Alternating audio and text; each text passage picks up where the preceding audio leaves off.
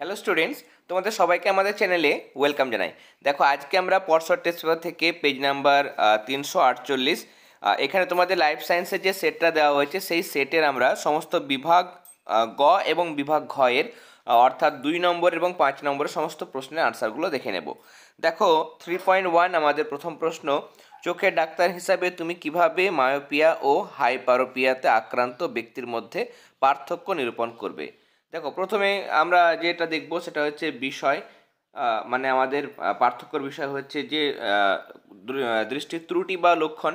Myopia মানে সেখানে হ্রস্ব দৃষ্টি, মানে কাছের বস্তু স্পষ্ট দেখা যায় কিন্তু দূরের বস্তু আবছা দেখা যায়। হাইপারমেট্রোপিয়া বা হাইপারোপিয়া, সেখানে দেখো কাছের বস্তু আবছা দেখা যায় কিন্তু দূরের বস্তু পরিষ্কার দেখা যায়। কারণ কি, এখানে মায়োপিয়া বা হ্রস্বদৃষ্টির ক্ষেত্রে অক্ষিগোলক লম্বাটে আকার ধারণ করে এবং লেন্স বেশি উত্তল প্রকৃতির হয়ে যায়। আর হাইপারোপিয়ার ক্ষেত্রে অক্ষিগোলকের আকৃতি চ্যাপ্টা হয়ে যায় এবং লেন্স কম উত্তল অবস্থায় থাকে। প্রতিবিম্ব এখানে রেটিনার সামনে তৈরি হয়, এটা রেটিনার পিছনে তৈরি হয়। আর প্রতিকারের জন্য এখানে মায়োপিয়ার ক্ষেত্রে অবতল লেন্স ব্যবহার করা হয়, আর হাইপারোপিয়ার ক্ষেত্রে উত্তল লেন্স ব্যবহার করা হয়। হাইপারোপিয়া বা হাইপারমেট্রোপিয়া একই জিনিস। এরপরে 3.2, কর্নিয়া এবং লেন্সের কাজের তুলনা।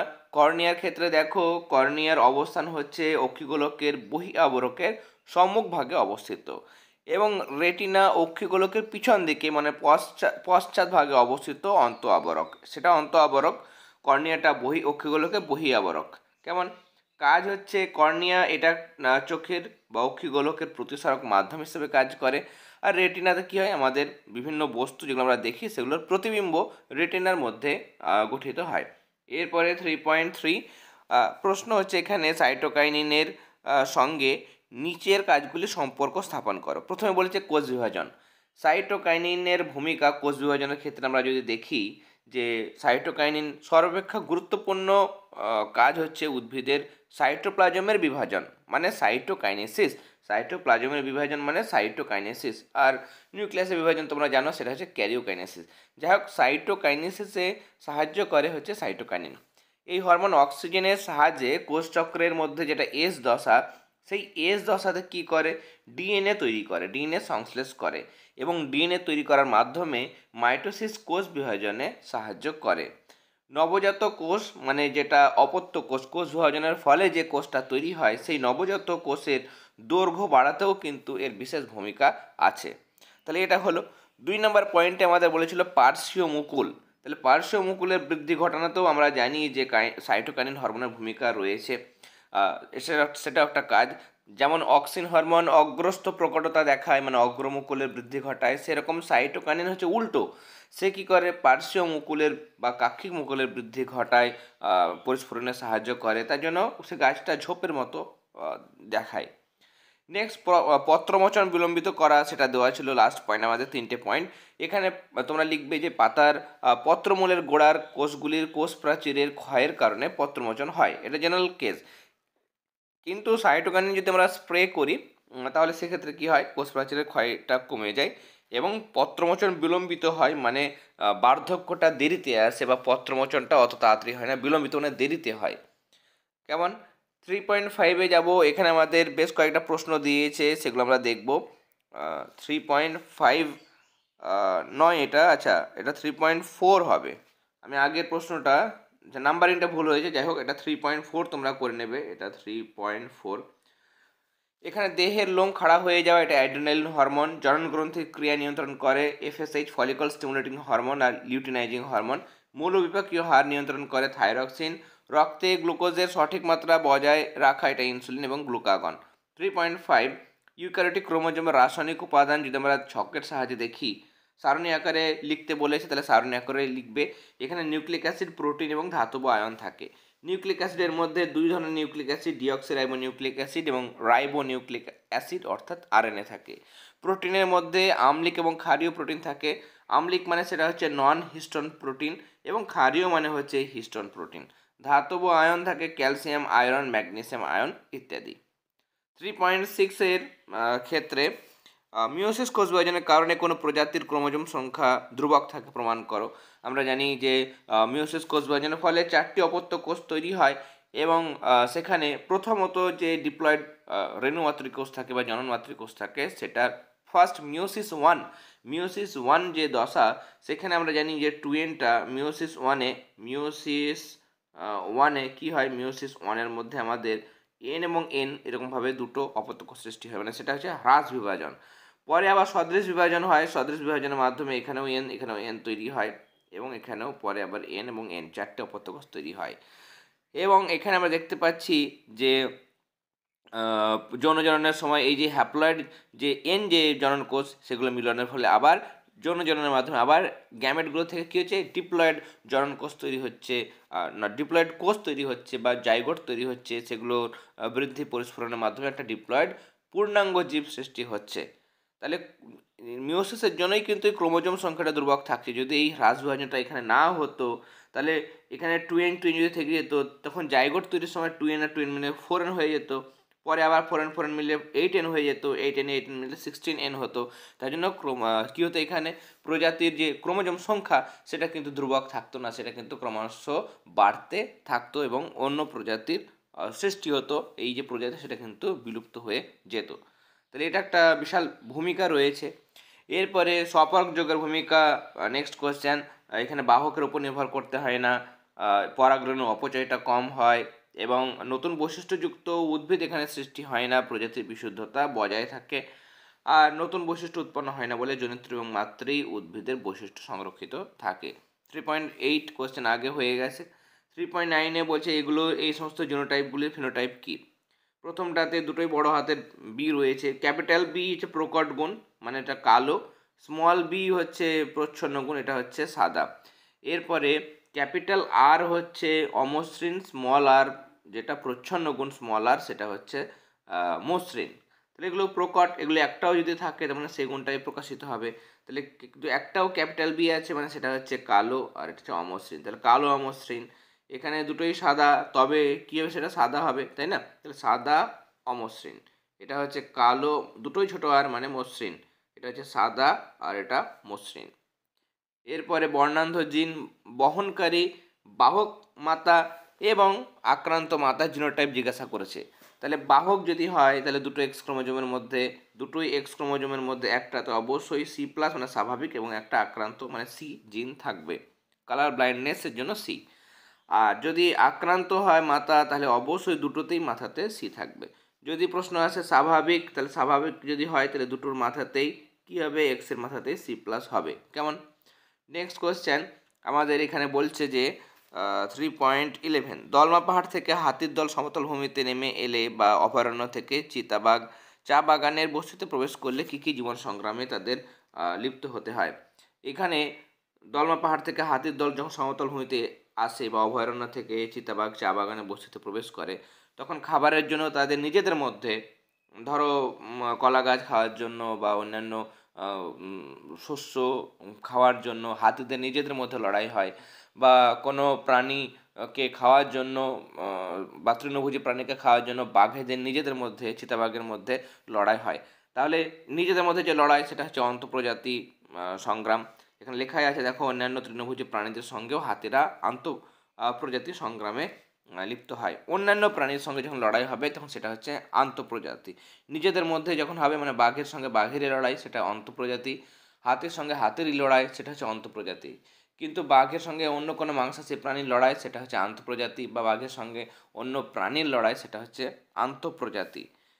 খাদ্যের জন্য বাঘের সঙ্গে অন্যান্য মাংসাশী প্রাণীর আন্তঃপ্রজাতি সংগ্রাম দেখা যাবে। সমতল ভূমির বস্তি এলাকার মানুষদের সাথেও সংগ্রাম দেখা যাবে, তার কারণ যখনই সে মানুষের এলাকায় ঢুকে পড়বে তখন মানুষের সঙ্গে তাদের সংগ্রাম হবে, তাই না?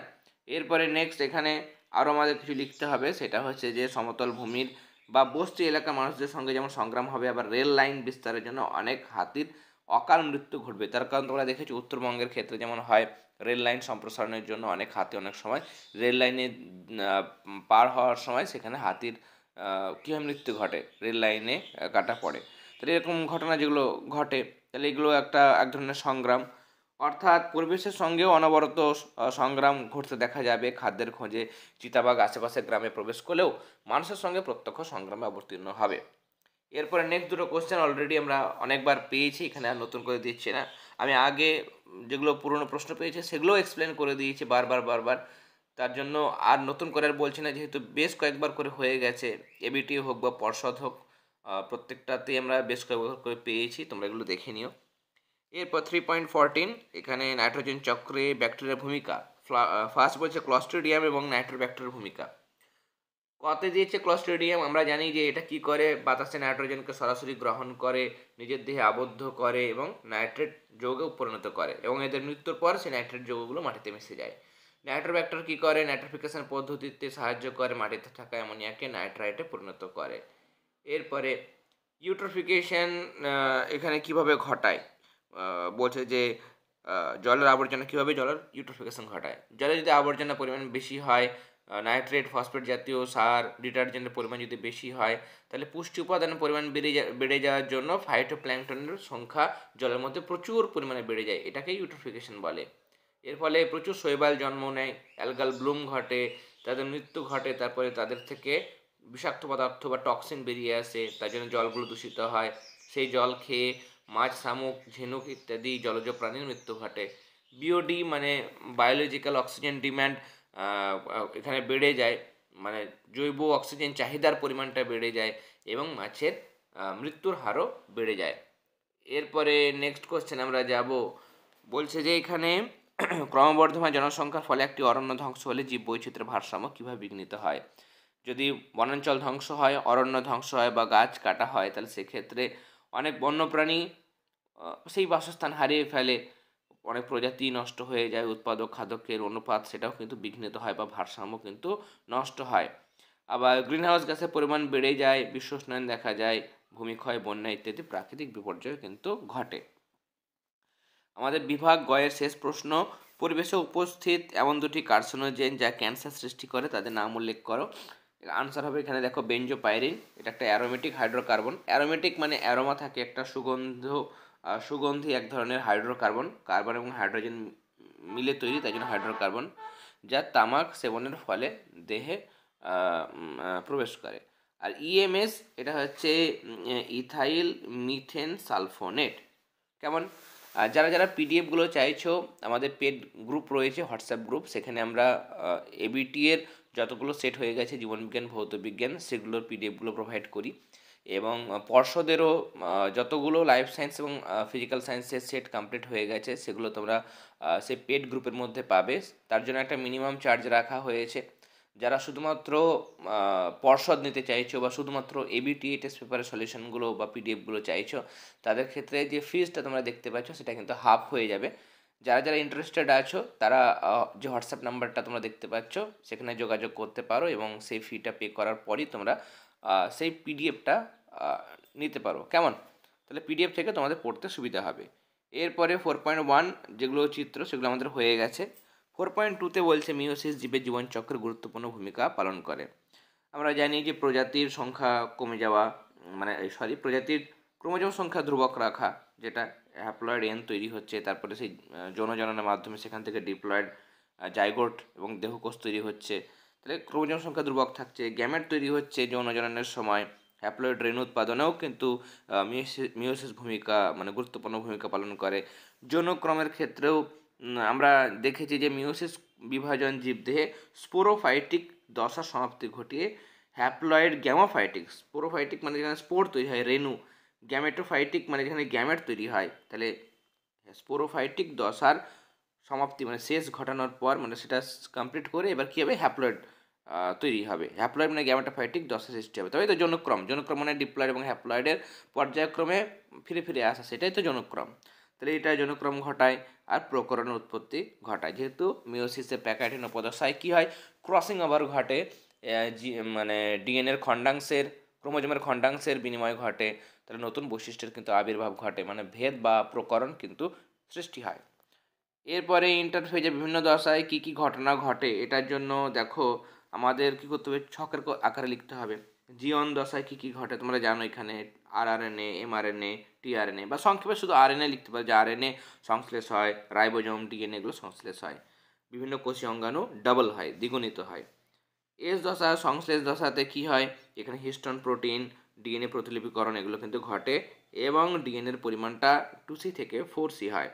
G2 দশায় কি হয়, এখানে এস উপদশা মাইটোটিক দশার মধ্যবর্তী এই উপদশায় কোষ বিভাজনের যে প্রয়োজনীয় প্রোটিন সেগুলো সংশ্লেষ হয়। ওকে, আর নেক্সট কোশ্চেন, অথবা দিয়ে সপুষ্পক উদ্ভিদের ক্রোমোজোম সংখ্যা 2n যদি 16 হয় তাহলে মেসোফিল কলা এবং পুংজনন কোষে ক্রোমোজোম সংখ্যা কত? তাহলে মেসোফিল কলা মানে সেটাও 2n, তাহলে 16টাই হবে। আর জনন কোষ মানে সেটা হ্যাপ্লয়েড মানে n, তাহলে অর্ধেক হয়ে যাবে, 16 অর্ধেক 8। বৃদ্ধির দশা হিসাবে বিভেদন দশার গুরুত্ব কি? বিভেদন এখানে কি হয়, কোষের স্থায়ী এবং গুণগত মানের কিন্তু পরিবর্তন ঘটে, ফলে জীবদেহে বিভিন্ন আকৃতি এবং প্রকৃতির কোষ, কলা এবং অঙ্গের সৃষ্টি হয়। মানে সব জায়গার সব অঙ্গগুলো তো একই রকম নয়, বিভিন্ন অঙ্গ তার বা তন্ত্র তার কিন্তু কাজ, তাদের গঠন কিন্তু আলাদা, সেখানকার কোষগুলো আকৃতি বা প্রকৃতি কিন্তু আলাদা আলাদা হয়। তাহলে এই যে আলাদা হচ্ছে সেটা কিন্তু ডিফারেন্সিয়েশন বা বিভেদনের কারণের জন্য হয়। সামগ্রিক বৃদ্ধি ঘটে, প্রয়োজন অনুসারে দেহের সমস্ত কাজ সম্পন্ন হয়। যেমন দেখো, বিভেদনের ফলে শ্রেষ্ঠ প্যারেনকাইমা খাদ্য উৎপাদনে অংশগ্রহণ করে, ফলে প্রোটোপ্লাজমে শুষ্ক ওজন বাড়ে, উদ্ভিদের সামগ্রিক বৃদ্ধি ঘটে। কেমন? আর বিভেদনের ফলে মানবদেহে স্নায়ুকোষের সৃষ্টি হয় যা উদ্দীপনা পরিবহনে সাহায্য করে। 4.3 এখানে গিনিপিগের এক সংখ্যাজনন পরীক্ষা, এগুলো একদমই সহজ, তোমরা পারবে। এই চেকার বোর্ডটা তোমরা অবশ্যই দেবে। এই চেকার বোর্ডের সাহায্যে বিশুদ্ধ কালো এবং বিশুদ্ধ সাদা, তারপরে গ্যামেট একটা করে আসবে, তারপরে ক্যাপিটাল বি স্মল বি হয়ে গেল। এটা আলাদা করে capital B small B, capital B small B, এদের মধ্যে আবার সংকরণ ঘটাবে। নিয়ে এখানে আমরা দেখতে পাচ্ছি একটা বিশুদ্ধ কালো, দুটো সংকর কালো এবং একটা বিশুদ্ধ সাদা, মানে 1:2:1। এটা হচ্ছে ফিনোটাইপ অনুপাত। আর জিনোটাইপ অনুপাত বললে এখানে 3টে কালো, তাহলে 3:1 একটা সাদা। কেমন? ফিনোটাইপ এটা হচ্ছে ফিনোটাইপ, এটা জিনোটাইপ, দুটো অনুপাতে তোমাদের লিখতে হবে। আর এর থেকে প্রাপ্ত সূত্র মানে হচ্ছে পৃথক ভবনের সূত্র। এক সংখ্যক জনন থেকে প্রাপ্ত সূত্র মানে পৃথক ভবন, আর দ্বিসংখ্যক জনন থেকে প্রাপ্ত সূত্র মানে স্বাধীন সঞ্চালনের সূত্র। অনেকবার আমরা এগুলো ডিসকাস করেছি। এখানে বর্ণান্ধতা যে প্রশ্ন দিয়েছে, বর্ণান্ধতার ক্ষেত্রে আমরা জানি যে C+ সেটা হচ্ছে স্বাভাবিক জিন এবং সি হচ্ছে প্রকট জিন। বলেছে বর্ণান্ধতার জিন বহনকারী মহিলা, বাহক মহিলা, তাহলে বাহক মহিলা যদি হয় তাহলে এক্সের মাথায় একটাতে C+, একটা সি থাকবে। স্বাভাবিক পুরুষ মানে একটাই এক্স ক্রোমোজোম পুরুষদের, তার মাথায় C+ থাকবে। কেমন? যদি পুরুষটা বর্ণান্ধ হতো তাহলে এক্সের মাথায় সি থাকতো, প্লাসটা থাকতো না। পুরুষরা শুধুমাত্র আক্রান্ত বা স্বাভাবিক হয়, বাহক কিন্তু হতে পারে না। আর মহিলাদের দুটো এক্স ক্রোমোজোম, তাহলে একটাতে যদি সি থাকে তাহলে সেটা বাহক হবে, দুটোতেই যদি সি থাকে তাহলে আক্রান্ত, দুটোতেই C+ মানে স্বাভাবিক হবে। মহিলাদের 3 রকম কেস হয়, পুরুষদের দু রকম কেস হয়, স্বাভাবিক বা আক্রান্ত। এবার মহিলাদের দুটো গ্যামেট সেটা আমরা এইদিকে দেখাই, আর পুরুষদের 2 ধরনের গ্যামেট সেটা এইদিকে দেখাবো। XC+-এর সঙ্গে XC+, দুটো XC+, এর সঙ্গে XC+Y, তারপর XCর সঙ্গে XC+, তাহলে XCর সঙ্গে XCY। তাহলে এই দুটো কন্যার মধ্যে আমরা দেখতে পাচ্ছি দুটোতেই প্লাস মানে স্বাভাবিক, এটাতে একটা প্লাস একটা সি, তার মানে এটা বাহক। পুত্রদের মধ্যে ওপরটা C+ মানে স্বাভাবিক, নিচেরটা সি মানে বর্ণান্ধ। তাহলে পুত্রদের মধ্যে 50% স্বাভাবিক, 50% বর্ণান্ধ, কন্যাদের 50% স্বাভাবিক, 50% হচ্ছে বাহক। এরপরে এগুলো লিখে দিতে হবে, সিদ্ধান্ত এখানে দিয়েছে। জেনেটিক কাউন্সেলিংয়ে যদি ক্যাম্প খোলা হয় তাহলে সেখানে কী কী বিষয়ের সম্পর্কে আলোচনা হতে পারে, এটা তোমাদের একটা প্রশ্ন দিয়েছে। তাহলে বিবাহের আগে প্রত্যেক দম্পতিকে রক্ত কলাকোষ পরীক্ষা করা, জিনগত রোগের বাহক রয়েছে কিনা কেউ দুজনের মধ্যে সেটা নির্ণয় করার পরামর্শ দেওয়া যায়, মানে এই সমস্ত কাজগুলো হয়। পারিবারিক ইতিহাস, রক্ত পরীক্ষার ফলাফলের ভিত্তিতে যদি দেখা যায় উভয় জিনগত রোগের বাহক তাহলে তাদের সন্তানদের কীরকম সম্ভাবনা রয়েছে, পসিবিলিটি রয়েছে জিনগত রোগে আক্রান্ত হওয়ার, সেগুলো পসিবিলিটি নির্ণয় করা হয় এবং তা সম্পর্কে তাদেরকে সচেতন করা হয়। আক্রান্ত শিশু যদি হয় তাহলে সেটা যদি আক্রান্ত হবে এরকম যদি রক্ত পরীক্ষা করে বা এরকমভাবে জানা যায় তাহলে সেক্ষেত্রে সেটা প্রতিরোধ করা, সেই শিশুর জন্ম প্রতিরোধ করা, প্রয়োজনে দত্তক নেওয়া, সেগুলো সম্পর্কে কিন্তু পরামর্শ দেওয়ার কাজগুলো জেনেটিক কাউন্সেলিং করে থাকে। জৈব অভিব্যক্তি সমর্থনে মেরুদণ্ডী প্রাণীদের হৃৎপিণ্ডের মৌলিক গঠন আলোচনা করো, এগুলো আমরা আগেই অলরেডি করেছি। মাছের হৃৎপিণ্ড, ভেনাস হৃৎপিণ্ড, একটা অলিন্দ একটা নিলয়, এগুলো তোমরা জানো, একটা অলিন্দ একটা নিলয়, তার জন্য দূষিত রক্ত পরিবাহিত হয়, তাই না? মাছের হৃৎপিণ্ডের ক্ষেত্রে, উভচরের ক্ষেত্রে দেখেছি যে নিলয় একটা থাকে কিন্তু অলিন্দ দুটো। অলিন্দ দুটো থাকলে তো হবে না, সেখানে নিলয়ের মধ্যে রক্তটা মিক্স হয়ে যাচ্ছে, তাহলে সেখানেও কিন্তু দূষিত আর বিশুদ্ধ রক্ত মিক্স হয়ে যাচ্ছে। সরীসৃপের ক্ষেত্রে অবশ্যই দুটো অলিন্দ থাকে, কিন্তু নিলয়ের মাঝখানে যে আন্তঃনিলয় পর্দা সেটা সম্পূর্ণ পুরোটা আসেনি, পুরোটা কিন্তু টাচ হয়নি, মাঝে কিন্তু এখানে গ্যাপ থেকে গেছে, তাই না? এখানে কিন্তু গ্যাপ থেকে গেছে, তাই জন্য রক্তের কিন্তু কিছুটা মিশ্রণ ঘটে। কিন্তু পক্ষী স্তন্যপায়ীর ক্ষেত্রে দুটো আলাদা আলাদা অলিন্দ, দুটো আলাদা আলাদা নিলয় রয়েছে, তাহলে বিশুদ্ধ এবং দূষিত রক্ত আলাদা আলাদা থাকে, কখনোই কিন্তু মেশে না। তাহলে এরকমভাবে আমরা জানতে পারি যে কীভাবে সরল জীব থেকে জটিল জীব সৃষ্টি হয়েছে, হৃৎপিণ্ডের মৌলিক গঠন কীভাবে সরল থেকে জটিল গঠনে পরিণত হয়েছে, সেগুলো থেকে আমরা কিন্তু জীবের কোন পথে বিবর্তন ঘটেছে আমরা বুঝতে পারি। লবণ গ্রন্থি সহনের জন্য সুন্দরী গাছের অভিযোজন, এগুলো জানো, ওই যে লবণ গ্রন্থি, অতিরিক্ত লবণ বের করে দেওয়া, কচি পাতাতে থেকে পরিণত পাতাতে প্রচুর লবণ সঞ্চয় করে, তারপর পাতা ঝরিয়ে সেই লবণ শরীর থেকে বার করে দেয়। কোষ এর যে কোষ গহ্বর বা ভ্যাকিউলগুলো থাকে 90% জায়গা দখল করে, এখানে লবণ জমা রাখে, বিষক্রিয়ার হাত থেকে রক্ষা করে। কেমন, এগুলো অনেক কিছু দেওয়া হয়েছে এখানে। এরপরে নেক্সট আমাদের অথবা দিয়ে প্রশ্ন এখানে, যে ঘোড়ার বিবর্তন ঘটিত প্রমাণের ক্ষেত্রে জীবাশ্মের গুরুত্ব আলোচনা করো। বইয়ের মধ্যে অনেক বড় করে দেওয়া হয়েছে, আমি এখানে একটু ছোট ছোট করে প্রত্যেকটার বৈশিষ্ট্য ছোট ছোট করে ইম্পর্টেন্ট বৈশিষ্ট্য আমি এখানে উল্লেখ করে দিয়েছি, বইয়ের মধ্যেও তোমরা পাবে। কেমন, জীবাশ্ম ঘটিত প্রমাণটা তোমাদের দিতে হবে। এরপরে মানুষের ক্রিয়াকলাপ নাইট্রোজেন চক্রের উপর কীভাবে প্রভাব বিস্তার করে, এটা আমরা আগে পেয়েছি, তোমরা দেখে নিও। ফুসফুসের ক্যান্সারের কারণ, যেহেতু 2 নম্বর দিয়েছে, সংক্ষেপে তোমরা লিখতে পারো যে অত্যধিক ধূমপান এবং বায়ু দূষণ হচ্ছে প্রধান কারণ। 95% যে ক্যান্সার হয় সেটা হচ্ছে ফুসফুসের ক্যান্সার। তামাকের মধ্যে যে টার থাকে, বেঞ্জোপাইরিন, পলিসাইক্লিক অ্যারোমেটিক হাইড্রোকার্বন মানে পিএইচ, এন নাইট্রোসোডাইমিথিলিন, কার্সিনোজেন প্রভৃতি ফুসফুসে ক্যান্সার সৃষ্টি করে। অথবা দিয়ে আমাদের এখানে প্রশ্ন বলছে যে তোমাদের বাড়ির কাছে একটি রাসায়নিক কারখানা খুলতে চলেছে, এর ফলে পার্শ্ববর্তী এলাকায় কি কি পরিবেশগত প্রভাব পড়তে পারে। যদি আমরা রাসায়নিক কারখানা দেখি তাহলে সেখানে দেখতে পাই যে প্রচুর পরিমাণে ধোঁয়া উৎপন্ন হয়। এছাড়া এখানে অ্যাসিড বাষ্প যেমন NO, nitric oxide, sulphur dioxide, hydrogen chloride, chlorine ইত্যাদি অ্যাসিড বাষ্প তৈরি হয়। কাঁচা মাল হিসাবে বিভিন্ন আম্লিক গ্যাসীয় পদার্থ যেগুলো তৈরি হয় সেগুলো বায়ু দূষণ ঘটায়। রাসায়নিক কারখানা থেকে গ্রিন হাউস গ্যাস বেরোয় যেগুলো বিশ্ব উষ্ণায়ন ঘটায়, গ্লোবাল ওয়ার্মিং ঘটায়। রাসায়নিক কারখানা থেকে ক্ষতিকর রাসায়নিক পদার্থ জলে মেশে সেগুলো জল দূষণ ঘটায়। যেমন পেট্রোকেমিক্যাল শিল্প, রাসায়নিক সার কারখানা ইত্যাদি থেকে ক্ষতিকারক বিষাক্ত পদার্থ বা রাসায়নিক পদার্থ, এটা এটা হবে জল দূষণ। কেমন, জল দূষণের অন্যতম কারণ। কাগজ শিল্পে ব্যবহৃত অ্যাসিড ও ক্ষার জলের পিএইচ পরিবর্তন করে জলজ জীবদের অস্তিত্বকে বিপন্ন করে। কারখানাজাত, এটা জাত হবে, কারখানাজাত, এটা কেমন, কারখানাজাত পদার্থ মাটির উপর স্তরে সঞ্চিত হয়ে মাটির গুণাগুণ নষ্ট করে। এরপরে এখানে আমাদের প্রশ্ন বলেছিল যে এইগুলোর ভূমিকা জীববৈচিত্র্যের ক্ষেত্রে। পেনিসিলিয়াম, এটা পেনিসিলিয়াম নোটাটাম থেকে পেনিসিলিন অ্যান্টিবায়োটিক তৈরি হয়। রেশম মদ থেকে রেশম পাওয়া যায়, যা বস্ত্র তৈরিতে ব্যবহার করা হয়। তুলো গাছ থেকে তুলো পাওয়া যায়, সেখানেও বস্ত্র হয়। পোলট্রি পাখি থেকে ডিম এবং মাংস পাওয়া যায়। আর 4.6 সুন্দরবনের পরিবেশগত সমস্যা, এগুলো আমরা বলে মানে আমরা পেয়েছি অনেকবার, এটা খুব ইম্পর্টেন্ট কোয়েশ্চেন। এই যে নগরায়নের জন্য, মানুষের বাসস্থান স্থাপনের জন্য বা চাষাবাদের জন্য, গৃহ তৈরির জন্য, ফার্নিচার তৈরির জন্য বিভিন্ন লবণাম্ব উদ্ভিদকে ধ্বংস করা হচ্ছে। মিষ্টি জলের অভাব দেখা যাচ্ছে, তাই না? নদীর গভীরতা কমে যাচ্ছে, লবণাক্ত জল পুকুর ডোবার জলের সঙ্গে মিশে মিষ্টি জলের সংকট দেখা যাচ্ছে।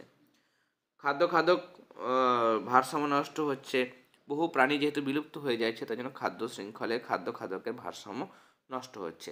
মানুষের দ্বারা মাছ কাঁকড়া প্রভৃতি অতিরিক্ত সংগ্রহের ফলে বাঘেদের স্বাভাবিক খাদ্য কমে যাচ্ছে, তারা সহজে মানুষকে আক্রমণ করছে। আর বাসস্থান ধ্বংস বলেছে, অরণ্য ধ্বংসের ফলে বহু বন্যপ্রাণী কীট পতঙ্গ তাদের বাসস্থান হারাচ্ছে, প্রকৃতপক্ষে সুন্দরবনের বাস্তুতন্ত্রকে ধ্বংসের দিকে ঠেলে দিচ্ছে। এছাড়া জোয়ার ভাটা তো রয়েছে, বন্যা রয়েছে, সুন্দরবনে ভূমিক্ষয় হয়। এরপরে ইনসিটু সংরক্ষণ, আচ্ছা তুমি বাঘেদের, আচ্ছা হ্যাঁ, তুমি টাইগার প্রজেক্টের সঙ্গে যুক্ত হয়ে বক্সা টাইগার রিজার্ভে কাজ করছো, কী কী পদক্ষেপ গ্রহণ করবে যাতে বাঘের পুনর্বাসনের চেষ্টা করা হয়? এখানে যেগুলো করা যাবে, বাঘেদের জন্য উপযুক্ত বাসস্থান, শিকার তাদের শিকার ধরার উপযুক্ত জায়গা, পানীয় জল সরবরাহ করতে হবে, স্ত্রী এবং পুরুষ বাঘেদের মধ্যে সামঞ্জস্য বিধান, মানে তাদের সংখ্যা এমন হয় যেন না হয় যে পুরুষ বাঘ অনেক আছে, হয়তো স্ত্রী বাঘ দু একটা আছে, এরকম যেন না হয়, দুই ধরনের বাঘে যেন সমতা বিধান থাকে, তাদের প্রজননের জন্য নিভৃত ব্যবস্থা থাকে, স্থান থাকে, চোরা শিকারীদের হাত থেকে রক্ষা করার যেন ব্যবস্থা থাকে। তাহলে এই ব্যবস্থাগুলো আমি করব। অথবা দিয়ে ইন সিটু এক্স সিটু, এটা তোমরা পারবে। এরপরে নেক্সট বলছে তোমার এলাকায় আশেপাশে বায়ু শব্দ দূষণ খুব বেড়েছে, এর ফলে কী কী প্রভাব পড়তে পারে? শব্দ দূষণের ক্ষতিকারক প্রভাব আমরা অলরেডি আলোচনা করেছি, তাই না? যে শব্দ দূষণের ফলে কান, হৃৎপিণ্ড এবং স্নায়ুতন্ত্রের উপর অনেক প্রভাব পড়ে। যেমন যদি 100 ডেসিবেলের থেকে মানে এরকম শব্দ অনেক দিন ধরে শোনা হয়, তাহলে বধিরতা দেখা যায়, মানে কানে কিন্তু ঠসা হয়ে যায়, শুনতে পায় না। অন্তঃকর্ণে যেটা অর্গান অফ কর্টি, সেই কোষগুলো সম্পূর্ণভাবে নষ্ট হয়ে যেতে পারে।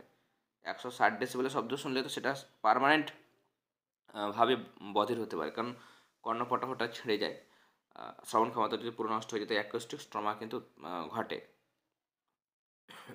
এরপরে হৃৎপিণ্ডের প্রভাব, এখানেও দেখো হৃৎপিণ্ডে মায়োকার্ডিয়াল ইনফাকশন দেখা যায়। মায়োকার্ডিয়াল ইনফাকশনের ক্ষেত্রেও কিন্তু মানে সেখানে এক ধরনের মাইনর হার্ট অ্যাটাক কিন্তু দেখা যায়। স্নায়ুতন্ত্রের প্রভাব তোমরা পারবে, এখানে দেখে নাও। তাহলে দেখো আজকে আমরা পরশর টেস্ট পেপার থেকে লাইফ সায়েন্সে আরও একটা সেটের আনসার দেখে নিলাম।